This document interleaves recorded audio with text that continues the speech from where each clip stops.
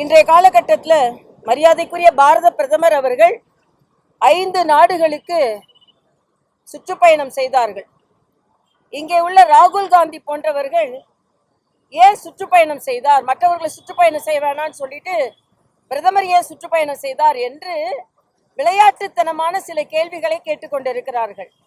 ஒவ்வொரு நாட்டிற்கும் சென்ற பொழுது 25 ஆண்டுகளுக்கு நமது நாட்டில் உள்ள பொறியியல் வல்லுநர்கள், ஏஐ வல்லுநர்கள், இவர்களுக்கெல்லாம் 25 ஆண்டு கால ஒரு வாழ்க்கையை முன்னேற்றத்தை ஏற்படுத்துவதற்காக அவர் மிக பிரம்மாண்டமான ஒரு ஏற்பாடை இந்த 5 நாடுகளை பார்த்து செய்து வந்திருக்கிறார்.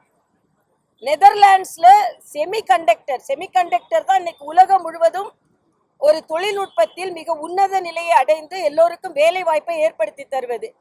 நெதர்லாண்ட்ஸ்ல செமிகண்டக்டர்கள், ஸ்வீடனுக்கு போகும்போது அங்கே ஏஐ தொழில்நுட்பம், ஐக்கிய அரபு நாடுகளில் போகும்போது எரிசக்தி, இத்தாலியில பாதுகாப்பு, இதே போல எல்லா விதங்களிலும் நார்வேல கடல்சார் தொழில்நுட்பம், நெதர்லாண்ட்ஸ்க்கு போகும்பொழுது நமது செப்பு தகடுகளை மீட்டெடுத்திருக்கிறார். எவ்வளவு புரட்சி செஞ்சாலும் ஒரு சாக்லேட்டை வச்சு உலகத்துல புரட்சி செய்ய முடியும் என்றால் அது மரியாதைக்குரிய பாரத பிரதமரால தான். அதனால அவரை கேலியும் கிண்டலும் செய்வதற்கு யாருக்கும் உரிமை இல்லை. அவர் இந்திய திருநாட்டிற்காகவே வாழ்ந்து கொண்டிருக்கிறார். நேற்றைய தினம் நீங்க வேலை வாய்ப்பு முகாம்ல 51,000 இளைஞர்களுக்கு வேலை வாய்ப்பு கொடுக்கப்பட்டிருக்கிறது. இதுவரைக்கும் 18 வேலைவாய்ப்பு முகாம்கள் நடத்தி 12 லட்சம் இளைஞர்களுக்கு வேலை வாய்ப்பு கொடுக்கப்பட்டிருக்கிறது.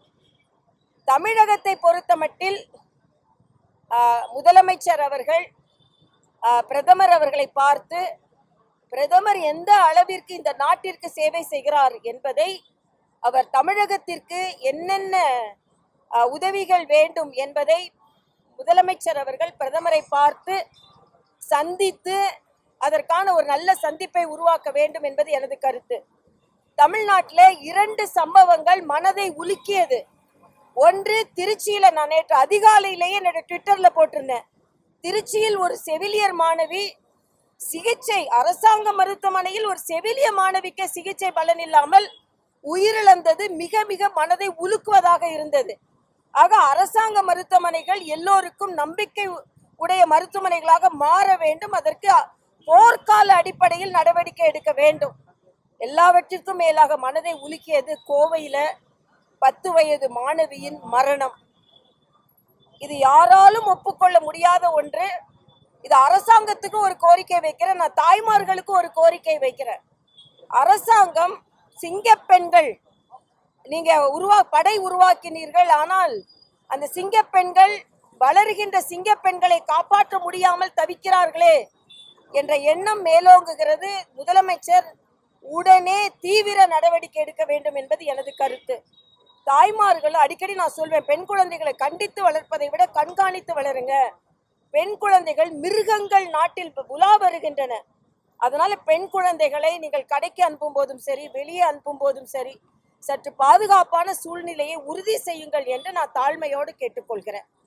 இன்று மின்வெட்டு மிகப்பெரிய பிரச்சனையா இருக்குது.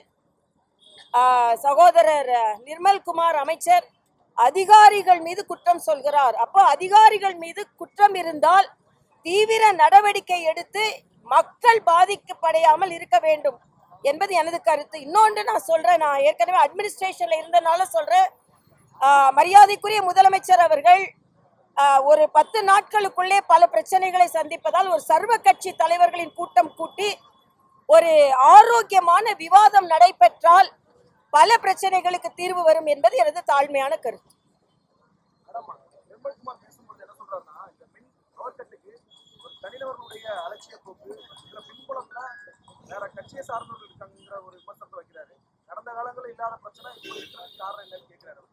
இல்ல, இதுல வந்து முற்றிலுமாக அவர்கள் மீது பழி சொல்லிவிட முடியாது என்றாலும் ஏற்கனவே இருக்கின்ற அதிகாரிகள் ஏறக்குறைய 2000 கோடி டெண்டரை அவங்க வந்து நிறுத்தியிருக்காங்க. இதுல பல அதிகாரிகளுக்கு பங்கு இருக்கலாம்.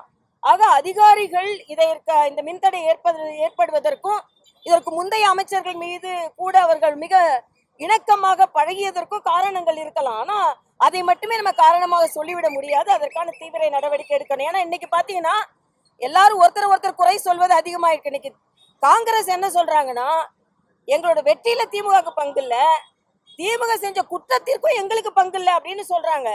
ஆக இவங்க எம்எல்ஏ எடுத்துக்கிட்டாங்க, எம்பி வெற்றி பெற்றுட்டாங்க, அப்புறம் திமுக செய்த குற்றங்களில் எங்களுக்கு பங்கு இல்லைன்னு எப்படி சொல்ல முடியும்?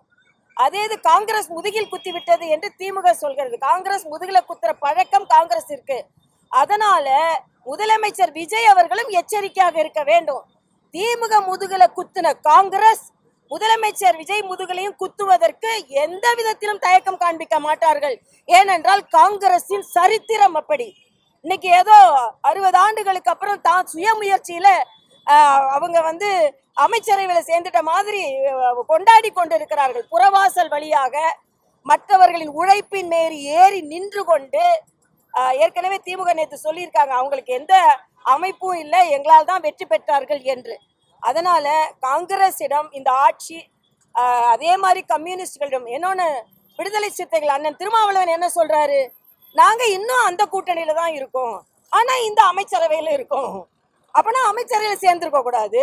அமைச்சரவையில சேர்றதுல எனக்கு விருப்பம் இல்லை, ஆனாலும் நான் சேருவேன், ஆனா நான் அந்த கூட்டணியில இருப்பேன் அப்படின்னா எதைத்தான் மக்களுக்கு சொல்ல வருகிறீர்கள்? ஒரு நிச்சயமற்ற தன்மை. அதனால இந்த அரசாங்கம் ஒரு தெளிவான தன்மை மக்களுக்கு சொல்ல வேண்டும் என்பதும் எனது கருத்து.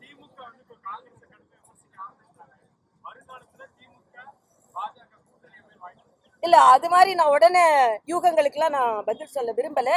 ஆனா ஒன்றை சொல்கிறேன், தம்பி உதயநிதி என்ன சொல்றாரு, காங்கிரஸ்னாலதான் மரியாதைக்குரிய அமித்ஷா அவர்களும் மோடி அவர்களும் வெற்றி பெற்று கொண்டிருக்கிறாங்களே. காங்கிரஸ் முதுகில் குத்தும், அதுல எந்த இதுவும் இல்லை. ஆனா காங்கிரசின் தோல்விதான். வெற்றி பெறுவது மரியாதைக்குரிய பாரத பிரதமர், மரியாதைக்குரிய உள்துறை அமைச்சர் கடுமையான உழைப்பினால்தான். அதனால இன்று திமுக ஒன்றை புரிந்து கொள்ள வேண்டும். நீங்க 20 வருடமா தோளில் தூக்கி சுமந்த காங்கிரஸ், இன்னும் சொல்ல போனா பார்லிமெண்ட்ல காங்கிரஸிற்காகவே பாஜகவை கடுமையாக எதிர்த்தார்கள், கண்மூடித்தனமாக எதிர்த்தார்கள். அது இப்ப தவறு என்பதை திமுக உணர்ந்திருக்கும். அதனாலதான் தனியா சீட்டு கேட்கிறாங்க, கூட சீட்டு உட்கார்ந்துருந்தா அவங்களோட இயலாமை ஒத்திக்கொள்ளும் என்பதற்காக. அதனால முதலில் திமுக தனது தவறை உணர வேண்டும். காங்கிரஸ் தவறை திருத்தி கொள்ளாது. அதனால் காங்கிரசிடம் இந்த ஆட்சி எச்சரிக்கையாக இருக்க வேண்டும்.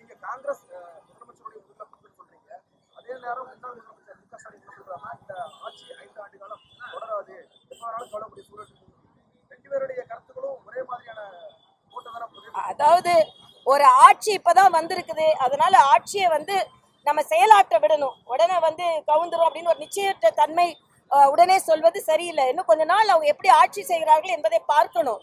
ஆனா மக்கள் இந்த ஆட்சியாளர்கள் எச்சரிக்கையாக இருக்க வேணும். 108 இடங்கள் கொடுத்திருக்கிறார்கள், அறுதி பெரும்பான்மை கொடுத்திருக்கிறார்கள். மக்களை நாம் மதிக்க வேண்டும். அதனால ஒத்தாம் பொதுவா மக்களோட ஆதரவு இல்லைன்னு சொல்ல முடியாது. ஆனா மக்களின் முழு ஆதரவு இல்லை அப்படின்னா 150 160 தாண்டி இருக்க வேண்டும். அதனால மிக எச்சரிக்கையாக உணர வேண்டிய காலம் இது என்பதை நான் தெரிவித்துக் கொள்கிறேன். செய்திகளை உடனுக்குடன் தெரிந்து கொள்ள கீழ்கண்ட கேபிள் மற்றும் டிடிஹெச் நெட்வொர்க்குகளில் எம்நாடு செய்தி தொலைக்காட்சியை காணுங்கள். பாதகம் செய்பவரை கண்டால் நாம் பயம் கொள்ளலாகாது பாப்பா. மோதி மிதித்து விடு பாப்பா, அவர் முகத்தில் உமிழ்ந்து விடு பாப்பா. அண்மை செய்திகளை உடனுக்குடன் தெரிந்து கொள்ள இணைந்திருங்கள் எம்நாடு தொலைக்காட்சியுடன்.